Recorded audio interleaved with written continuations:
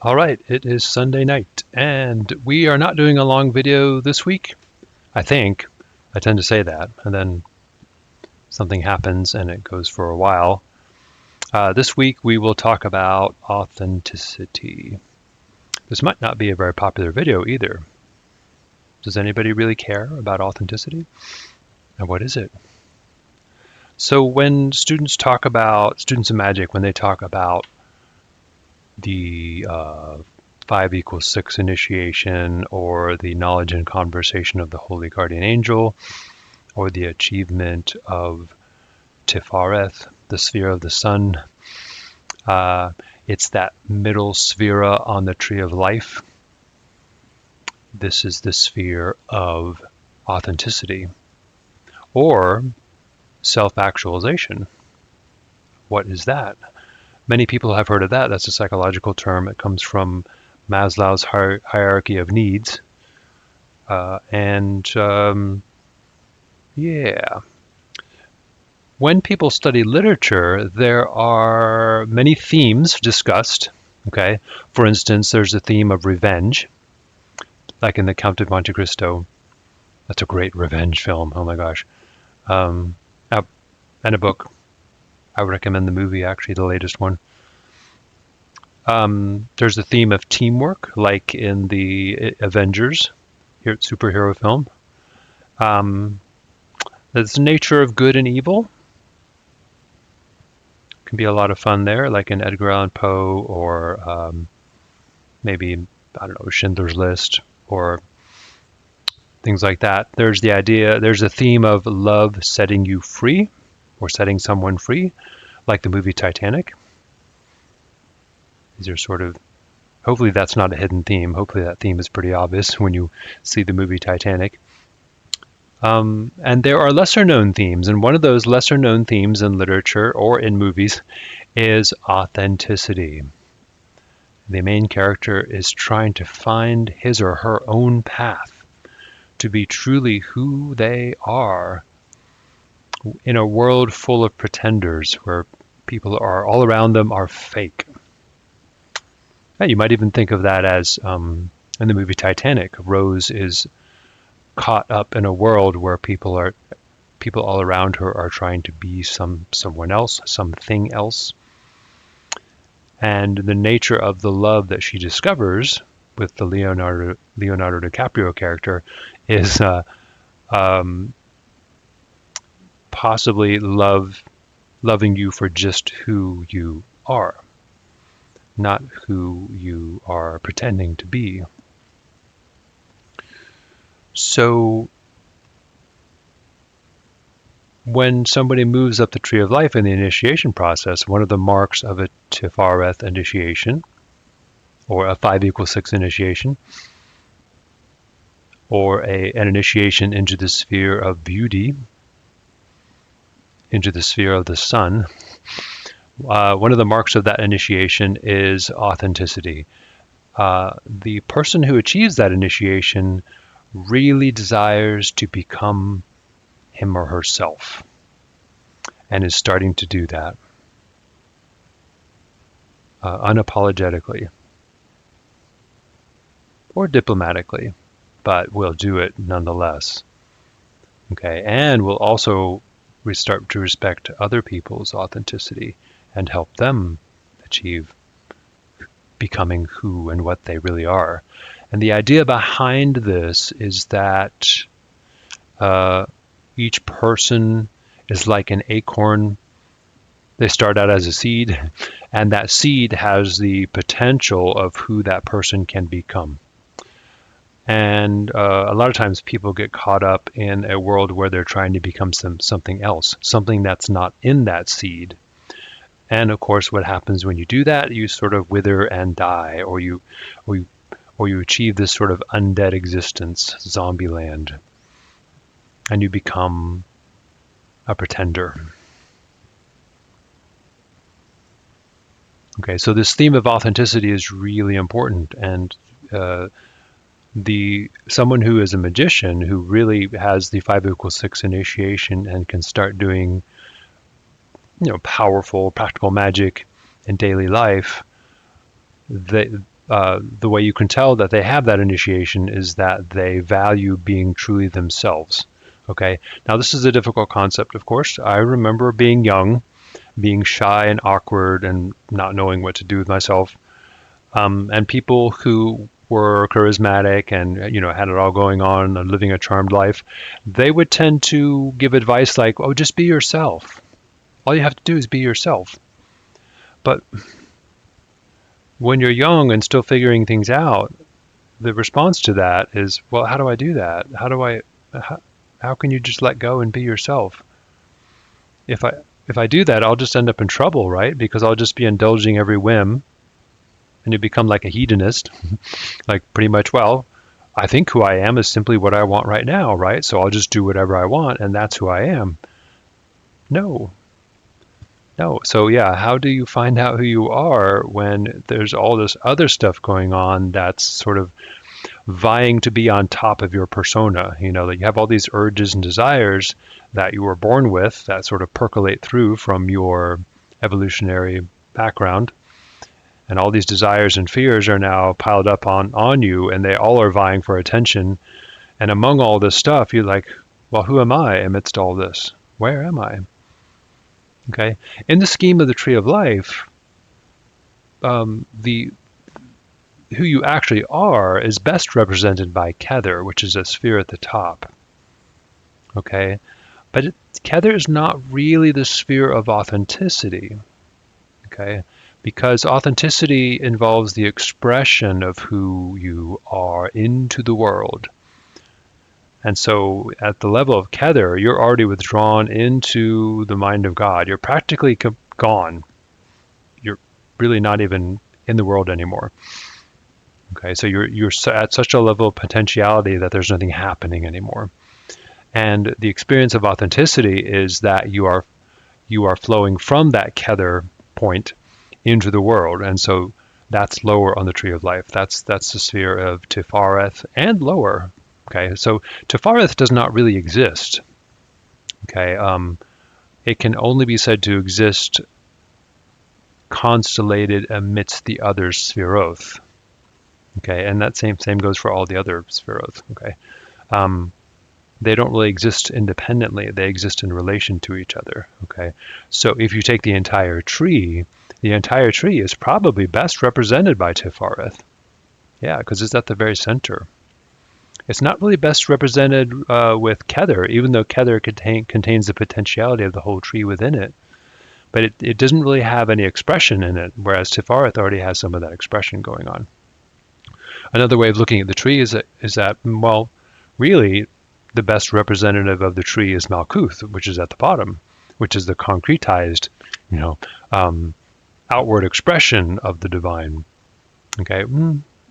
Yeah, there's stuff going on with Malkuth that's a bit problematic there. Okay, so it's best to start looking into the realms of Yesod and Tifareth for the real expression of authenticity. Okay, because this is where things are now flowing out and expressing themselves in some kind of authentic way. Quite a simple concept, because many of us, when we're younger, will try to imitate others around us to see if we would like being that way. Okay, and this happens a lot with younger people where, well, I'm going to try being vegan. Oh, that's not working. I'm going to try standing up for a cause so we shouldn't club little baby seals. That's a worthy cause, but that's not really me, so I'll try something else. And the parents will get really frustrated. Last week you were doing this, and now week you're doing this. And now you're queer, cisgender, or something like that, right? So, yeah, young people tend to try on all these personas in an effort to figure out what clicks for them. Yeah. That is a sort of fake it till you make it way of trying to achieve authenticity. Perfectly fine. Yeah, and now in the magical path, we kind of do the same, because we are looking at all the various archetypes, invoking them, calling upon them, and then watching how they manifest in our lives. And as they manifest, we're like, to Do I have an affinity for that archetype? This is ooh, this one I have trouble with. Okay. This one I don't have trouble with. Okay. So you begin to discover how your authentic personality is now taking shape. It really does amount to tuning into the karma that you were born with, and then having the courage to face it as it comes up. Yeah. And some of the karma that people are born with apparently is very difficult. Okay. Others of us not so much. Depends. It's almost like you came in the world with a task to do, and some of us came into the world with a task that's really difficult. Others not so much. This is a bit of an illusion, okay? Because we come into the world, and really the task is we need to work with a particular theme. Okay, in a particular, well, my life seems to be largely how to deal with revenge, something like that, right? Or more how love sets people free. Okay, or something like that. Now, the reason the karma can be so difficult is because we don't make an effort to be aware of it. We don't wake up to it.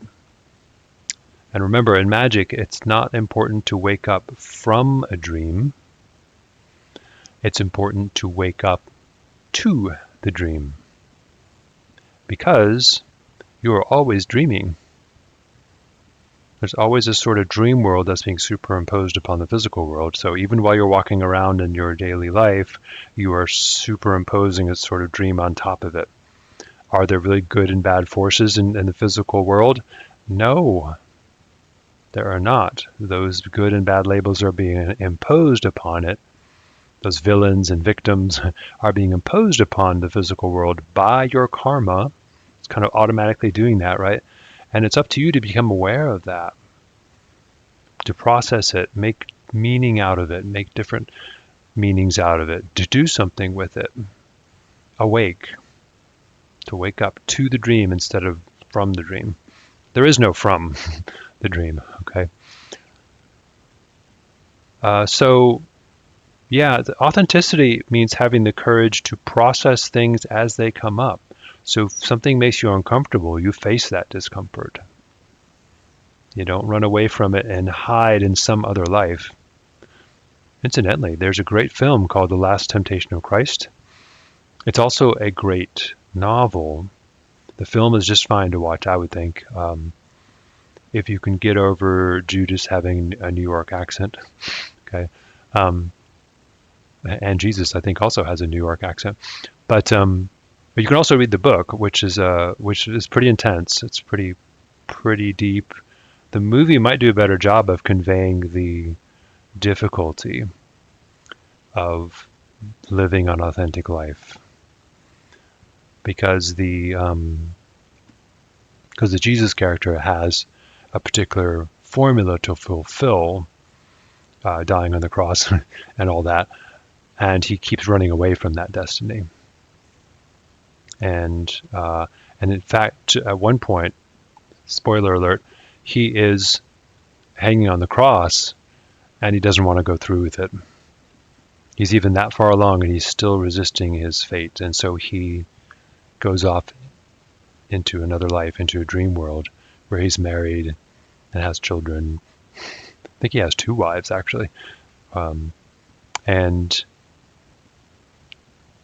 eventually he realizes, oh my God, I've entered this life that's not right for me. This is not the life that was made for me. I've become someone else, and I'm avoiding my destiny. And then he finally surrenders and says, okay, I want to be crucified and rise again. Now, there's a bit of a problem with that as well, because most of us have come into this world to experience a theme and make meaning out of it.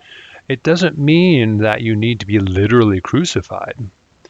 If it reaches that level of physical suffering, it's because you've been ignoring it and you've been hiding from it, usually. Okay, so a lot of karma can be had off. You can head it off before it reaches physical manifestation. And people who do that are living the authentic life. They're finding ways to deal with their karma in all these kind of cool ways that instantaneously processes it, so it heads it off before it reaches physical manifestation. And so people who live authentic lives, they tend to also live charmed lives. They tend to do pretty well for themselves. Tend to. Yeah, but there's no guarantee of that, right? All right, so so what is a magician with a Tifareth initiation? His primary, the primary way that you can know he has that initiation is his authenticity. He's so real. He's just being himself, okay, or herself. And he expects me to do the same. He will hold me to that. If you watched the old series, I can't believe it's old now, but in House MD, that eccentric character, House, the diagnostic physician, he's a genius and all that, and very difficult to work with because he holds his team to their own standards. And so if they do something that was bad in their medical practice, a lot of times he will say, I don't mind that you went against what I said, but you went against your own principles, and that means I can't trust you. What a strange thing to say. You didn't do what I said, fine. But what you did went against your own principles, and that means I can't trust you. Very strange thing to say, but everybody should recognize that. So in other words, he insists on authenticity. You must live according to your standards. In other words, whatever standards you have percolating up inside you, these are the things you need to focus on and deal with. And if you're not doing that, if you're not making meaning out of your life as it comes up, what are you doing here? I have better uses of my time than to be working with somebody who's a pretender, who's faking it, who's living an inauthentic life. So the magician who has a Tifareth initiation is very concerned about manifesting his or her own life from the inside out. And basically to do that, you deal with the stuff that's percolating to the surface as it comes up. Not only do you deal with it, but you ask for more. You intensify that process, and you're constantly becoming who you truly are. And that will change over time. People go through little deaths and little births as they evolve through life. So yeah, the magician is really highly focused on the actualization of potential, which means it doesn't mean he achieves self-actualization. That's a bit of a misnomer. He is in the process of self-actualizing. And it's a process that turns on and doesn't stop. It keeps going now. And how interesting. It's a process that turns on. In other words, it initiates. Oh, he's initiated. There's something that is now activated, and now that it's happening, I can't seem to turn it off anymore. I've been initiated. Something has started. Can't reverse it anymore. Okay, and when that initiation happens, you really can't go back. If you try, you will suffer like you cannot possibly imagine. Because you already know that the things that you try to escape into cannot provide any fulfillment, and they will all be empty husks of their former glory. Nothing can satisfy you anymore other than your own authenticity. If you run from this, if you hide from it, you experience the dark night of the soul. Okay, that's really all the dark night of the soul is.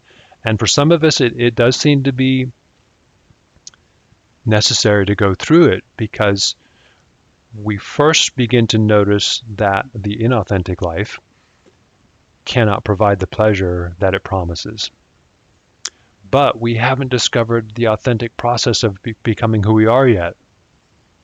And so we're caught between worlds now. We don't know what to do.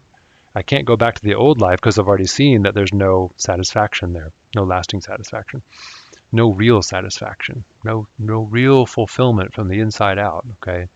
And since I've seen that I can't extract any real pleasure from that anymore, there's no hope. Everything dries up. Everything's dead. Everything's a husk of its former self. That's the dark night of the soul. A dry period, right? And then, of course, eventually, the wellspring starts flowing. You delve deeply enough, suffer long enough, you let go enough, and you discover that becoming who you are is really quite an effortless thing. There's really all that happens is you drop any efforts to become something other than what you are. Okay, or if you start to do that, if you start to try to become something that you're not, you'll notice immediately, like, oops, and you're self-correct and you're back on course again. Okay, and that's fine. Yeah, and then you pretty much made it. The magician who has the 5 = 6 initiation, I'm using a little pad here, like I made some notes. The things that he fears or that she fears is inauthenticity, of going back into that role of being the pretender. So another way that you can tell if somebody has the 5 = 6 initiation is that they have an aversion, even a strong hatred to things that are inauthentic. Okay. That will fade over time. It's like, because the world is full of inauthentic people who are pretenders, who are trying too hard. Okay. There are some terms that young people use these days. Capping. I'm not even going to pretend to know how to use that in the proper context, but that's some kind of the act of being inauthentic is referred to as capping. They very often refer to inauthentic people as fake. And, in the olden days, when someone wanted to be king or queen, and they attempted to usurp power, but they didn't deserve it. So this idea of kingship is that you really need to be initiated, at least like the 5 = 6 level, something like that, to be the king. Okay, the sphere, one of the images of Tifareth is the king. Okay, a king on his throne, or the king with a crown, something like that. The solar god, the solar king.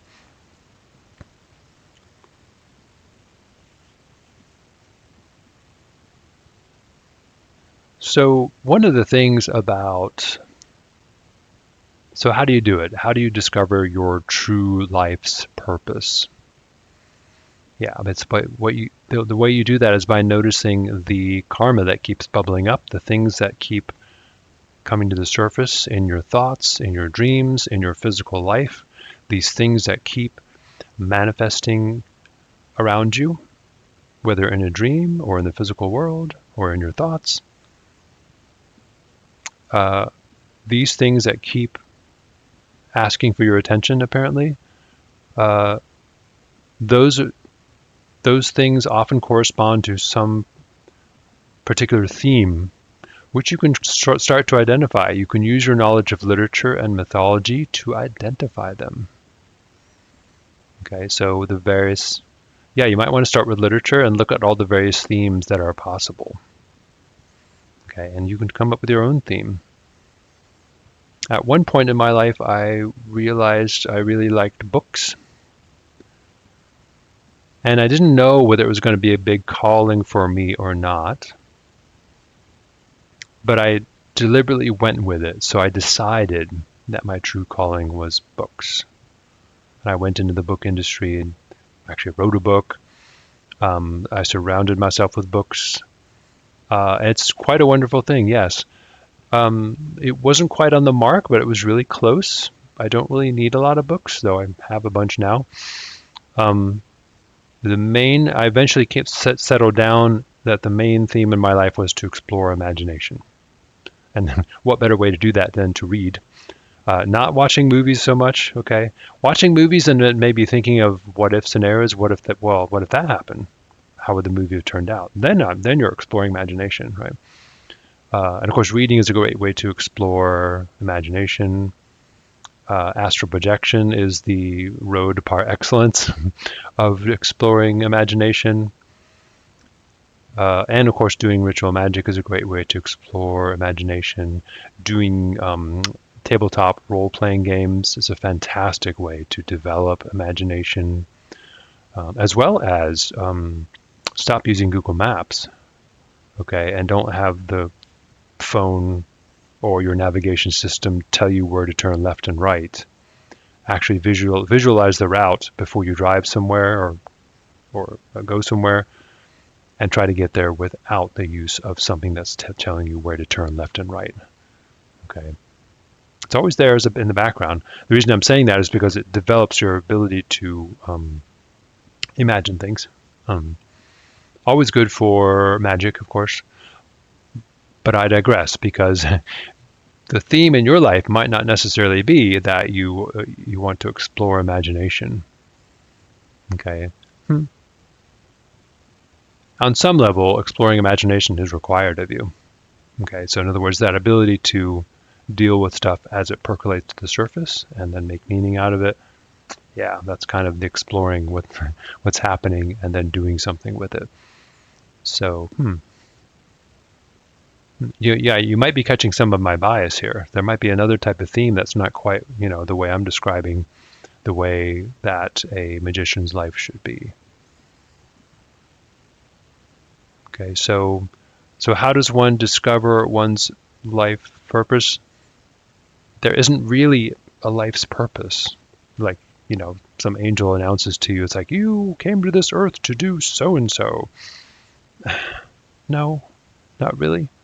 But there is a theme that seems to be, that predominates, that is demanding exploration, and eventually you discover what that is.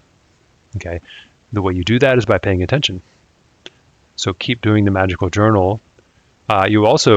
Another way to do that is to prod the imagination so that these things come up more and more.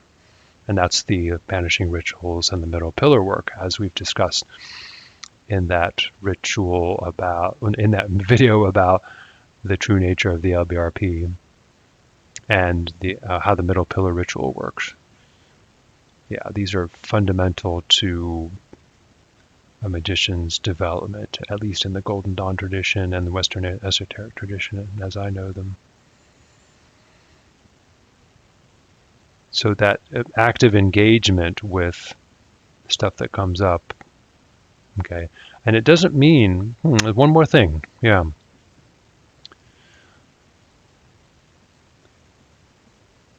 There is something that really can get in the way of discovering your true, authentic self.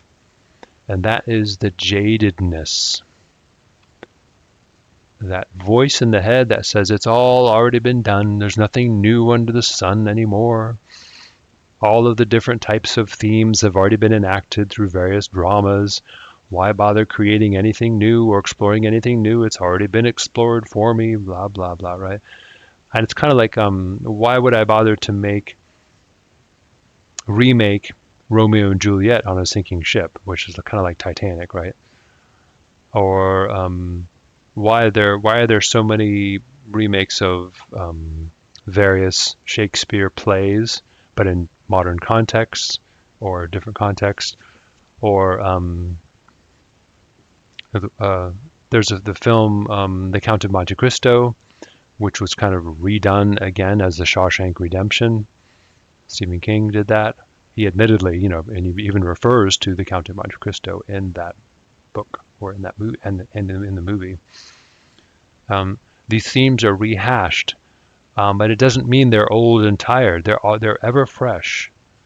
Okay, so if your authentic life happens to take the form of a tried and true archetype, so what?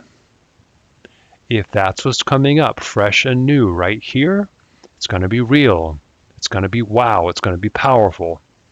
Okay, and people can recognize when you are embodying a powerful archetype as the real you.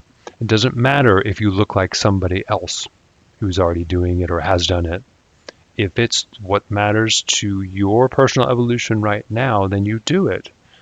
Okay, and forget anybody who comes up and says, "Oh, somebody's already done that." You try something else, faker, pretender. Yeah. So I remember, somebody once said to Lady Gaga, "It's like, well, you seem to be imitating Madonna, aren't you?" And she's like, "Hell yeah, that's how I operate. That's my one of my main modus operandis is imitating Madonna." And in other words, that she owned that aspect of it, and she still, pretty much came across her own authentic life. Some might say she's trying too hard. Yeah. Maybe trying too hard is part of it too. And well, okay, one more thing. Another thing about being a faker. There's a famous quote by Oscar Wilde. He would say that, he would say something like, "Man is worst when he is trying to be himself." Okay, he's the most dishonest when he's trying to be himself. Give him a mask and he will tell the truth.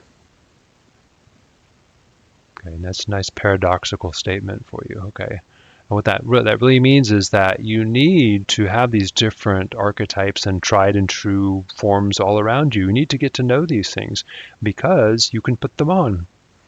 Okay, and then as you adopt them and express through them, this is how you demonstrate to the world, not that you need to, but this is how you become who you truly are, by taking off and putting on these various forms. Okay, and these things will arise up within you. It doesn't matter if they've been done before. So one of the things about being an adept of the Golden Dawn, let's say, is that you be an adept of the Golden Dawn without being an adept of the Golden Dawn. You're no longer concerned about appearing a certain way. You're just able to do various things. Okay, so it's that letting go of trying to do anything right or according to the proper tradition or something like that. All these things become tools in your toolbox, and you are now using them to express who you really are, or to become who you really are, and to help others become who they really are, at least on the Tifareth level. Okay. And there's more to than that. There's stuff beyond that, but that for now, that is a worthwhile endeavor. All right, so I hope this video made sense, and I look forward to seeing you all next week.